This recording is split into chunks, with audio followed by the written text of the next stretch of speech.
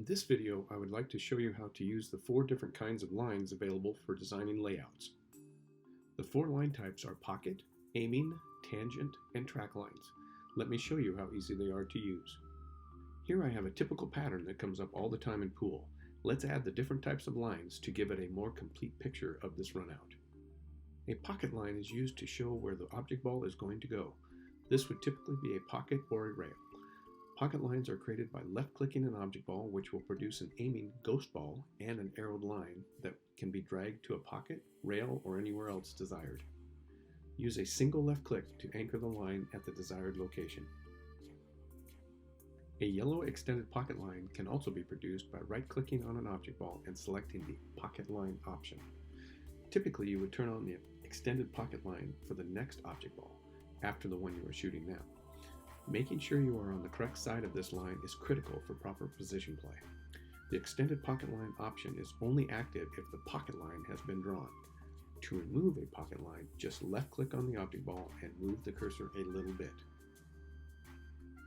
The next line type is the aiming line, which represents the line you must aim along to pocket the object ball with no English. The aiming line is created by left-clicking a cue ball and dragging the arrow over to the yellow ghost ball. Left-click to anchor the line at the ghost ball. This will create not only the aiming line, but display the cut angle and a yellow tangent line. If the cue ball or object ball is moved, all the connected elements are dynamically updated. To remove an aiming line, just left-click on the cue ball and move the cursor a little bit. The last line type is a track line. Track lines are created by right-clicking any object ball and selecting Track from the menu. This will produce an arrowed line that can be used for showing the cue ball or object ball path. Each time a left click is registered, a new line segment will be added to the existing line. When finished drawing the line, just double-click to end it. Multiple track lines can be used on a layout. Track lines can also be reshaped by right-clicking on the line and choosing Reshape from the menu. All segment intersections will be highlighted with selection handles. Just move the cursor over a selection handle, and while holding the left button down, move a finger on the trackpad. To end the reshape process, just left-click on the table and move the cursor a little bit.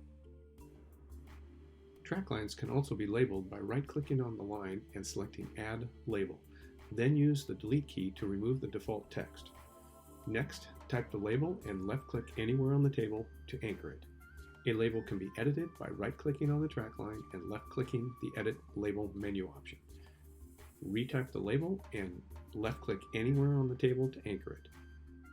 To remove a label, just right-click on the track line and choose Remove Label from the menu. To remove a track line, just right-click on the track line and choose Remove from the menu. As you can see, the ICA Training System makes using lines a very flexible and easy process.